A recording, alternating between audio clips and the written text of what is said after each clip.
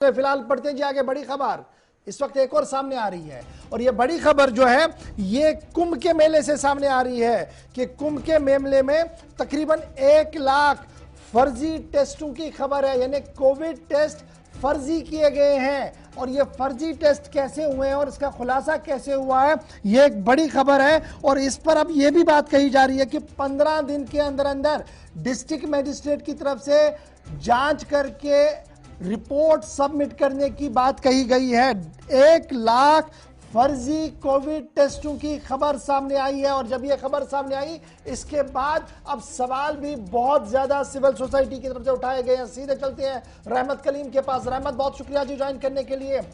जब कोरोना ने दोबारा से दस्तक दी थी मुल्क के अंदर तो सबकी नजरें आगे पीछे घूम रही थी और कुंभ पर भी सवाल उठ रहे थे। सरकार और उस वक्त की इंतजामिया लगातार ये कह रही थी कि प्रोटोकॉल ब्रीच तो हुआ है, लेकिन हमने कोविड टेस्टिंग लाखों में वहां पर की है। यहां पर 1 लाख फर्जी टेस्टों की खबर आ रही है। तस्दीक के साथ बताइएगा क्या कुछ खबर है, किस तरीके से यह खबर सामने आई और कितने लाख लोगों के टेस्ट फर्जी बताए गए और उसके पीछे टेक्निकल रीजन क्या है?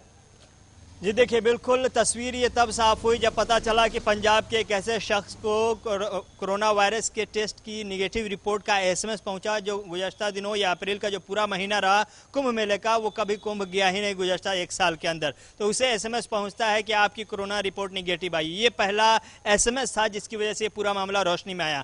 लेकिन इस पूरे मामले के रोशनी में आने के बाद जो तस्वीर समझ में आती है वो ये कि फर्जीवाड़े की जितनी भी तरकीबें हो सकती हैं, जितनी भी किस्में हो सकती हैं, जितने भी तरीके हो सकते हैं, वो सब के सब अपनाए गए हैं। 50 से ज्यादा अकीदतमंद ऐसे हुए हैं जिनका एक ही मोबाइल नंबर पर रजिस्ट्रेशन हुआ है। एक एंटीजन किट जो होता है, टेस्ट किट होता है, इससे 700 सैंपल लिए गए, उसके जांच किए गए हैं। साथ ही साथ ऐसे 200 सैंपल ऐसे लोगों के जो कभी राजस्थान गए ही नहीं, सैंपल कलेक्टर के ऐसे नाम हैं जो कभी राजस्थान इस पिछले 1 साल में गए ही नहीं। और 22 प्राइवेट लैब के साथ 9 एजेंसियां ऐसी थी जिनको जिम्मेदारी दी गई थी। हाई कोर्ट की फटकार के बाद इन तमाम एजेंसियों और प्राइवेट लैब ने बाकायदा तौर पर जो तस्वीर बनाई है उसमें अब जो सामने रिपोर्ट आ रही है कि 1 लाख के आसपास ये तादाद बन रही है जो फर्जी कोरोना टेस्ट हुए हैं। ऐसे में 15 दिनों की मोहलत दी गई है। हेल्थ सिक्योरिटी की तरफ से डीएम को हिदायत दी गई है कि जो खबर आई है इसकी जांच की जाए। इसमें 2-3 और फर्जीवाड़े की खबर यह मिली कि एक ही घर से 550 सैंपल लिए गए।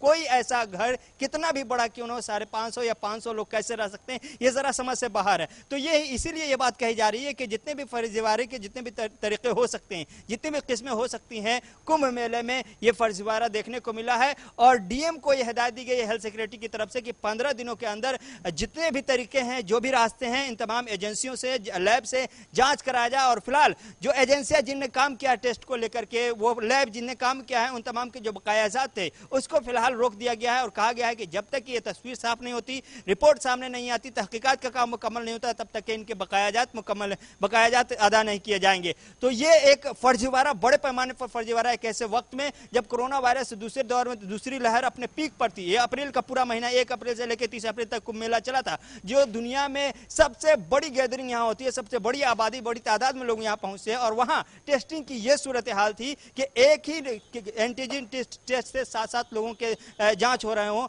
और एक ही मोबाइल नंबर पर 50 से 60 लोगों के नंबर दर्ज कर लिए गए। अच्छा जी, बड़ा इंपॉर्टेंट यह है कि क्या रियासती इंतजामिया की तरफ से कोई बात कही गई कि क्या कुछ हुआ है? ये क्या सूबे के वजीर आला की तरफ से कोई बात सामने रखी गई कि आखिर ऐसा क्यों हुआ, क्यों ये फर्जी टेस्टों की कहानी सामने आ रही है, या उनकी कोई वजाहत सामने आई? जी देखिए, बिल्कुल वजीर आला की तरफ से कोई वजाहत नहीं, लेकिन हेल्थ सिक्योरिटी की तरफ से वजाहत की गई है कि ये खबर मिली है कि इस तरह से फर्जीवाड़ा हुआ है, हम तहकीकात कर रहे हैं। ये जो अपने सफाई में आमतौर से जो ऑफिशियली स्टेटमेंट होता है 2 लाइन का, वही स्टेटमेंट इस बार भी दिया गया है। कुंभ मेले की जो जिनकी जिम्मेदारी थी, हेल्थ सिक्योरिटी की सबसे बड़ी जिम्मेदारी थी इस पूरे मामले में कि कुंभ मेले में जितने भी अकीदतमंद पहुंच रहे हैं वो जांच कराएं। कोरोना के टेस्ट, एंटीजन टेस्ट जिस तरह से जांच कराने की हिदायत दी गई थी, वो सारी चीजें लगाई गई थी, सारा तरीका इख्तियार किया गया था। लेकिन कहीं ना कहीं जो टेस्ट करने वाले थे, टेस्टिंग की जिम्मेदारी ली हुई थी, जो एजेंसियां, जो सैंपल के लैब जिनकी जिम्मेदारी थी, जो सैंपल कलेक्टर थे, ये सब के सब इस पूरे फर्जीवाड़े में मुलविस हैं। और बताया जा रहा है कि करोड़ों रुपए का इसमें घोटाला हुआ, चूंकि एक टेस्ट पे 350 रुपए लिए गए हैं, इसलिए इसके पीछे एक कहानी बड़े घोटाले की भी आ सकती है। फर्जीवाड़े की घोटाला अलग, लेकिन पैसे का घोटाला भी एक बड़े पैमाने पर हुआ है। रियासत में हेल्थ सेक्रेटरी ने अपनी जिम्मेदारी निभाते हुए डीएम को हिदायत दी है। रिपोर्ट जो शुरुआती रिपोर्ट आई थी, उस रिपोर्ट को डीएम के पास भेज दिया गया और कहा गया है कि 15 दिनों में तफसीली रिपोर्ट हमें दीजिए, उसके बाद हम कार्रवाई इस पर करेंगे, क्योंकि यह मामला इंतहाई नाजुक है। अच्छा जी, अब ये भी बताइएगा कि ये खबर भी सामने आ रही है और गश्त कर रही है कि अब मरकजी सतह पर बड़ी चीजें जो है वो स्ट्रीमलाइन करने की बातें हो रही है, क्योंकि अभी और यात्राएं होनी है, अभी और मजहबी मकामात पर इस तरीके के प्रोग्राम होने, और कुंभ जैसी बड़ी तकरीब तो नहीं, लेकिन उससे कम भी मेले नहीं होते हैं। चाहे श्रीनगर की बात करें, फिर ईद की बात करें या दीगर मामलात की बात करें, उस पर सरकार की गहरी नजर रही और ये चूक वहां पर ना हो, उस हवाले से भी इशारों में बड़ी चीजें जो है वो सामने आ रही है। जी देखिए, बिल्कुल ये तस्वीर सामने आने और ये फर्जीवाड़ा सामने आने के बाद इंतजामिया के हाथ पांव फूले। मरकजी सरकार या हेल्थ मिनिस्ट्री खासतौर से इसको बहुत बारीक नजर से देख रही है, क्योंकि आने वाला जो 1 से 2 महीना है, उस 1 से 2 महीने में इस तरह के बहुत सारे मजहबी त्यौहार हैं। खासतौर से अमरनाथ यात्रा को ले लो, उसके बाद 4 धाम यात्रा है जो इसी महीने के आखिर तक शुरू होने के इम्कान हैं। उसके बाद फिर कांवड़िया का सफर होगा, कांवड़िया के आने जाने का सिलसिला, उसमें भी बड़ी भीड़ होती है। उसके बाद ईद उल अजहा है। तो ये आने वाले 2 महीने जो है कहीं ना कहीं रिलीजियस एतबार से, मजहबी एतबार से हिंदुस्तान में पब्लिक गैदरिंग वाले इज्तिमात होने हैं। और इसको लेकर के तीसरी वेव की जो दस्तक देने को है, कहीं तीसरी वेव के में ये सारे गैदरिंग, ये सारी भीड़, ये सारे इज्तिमा काम ना आ जाएं, इसलिए इंतजामिया की तरफ से कोशिश की जा रही है कि ये जो फर्जीवाड़े की बुनियाद नजर आई है, कहीं आगे की भी ऐसी ही तस्वीर न देखने को मिल रही। इसलिए हेल्थ मिनिस्ट्री की तरफ से बाकायदा तौर पर कोशिश की जा रही है, जो हमें जराए से खबर मिल रही है, कि इस तरह के जो भी तकरीबात होने वाले हैं या इज्तिमात होने वाले हैं, उसके लिए बाकायदा तौर पर एक कमेटी बनाई जाएगी। उस कमेटी की जिम्मेदारी यही होगी कि जो टेस्टिंग और सैंपलिंग का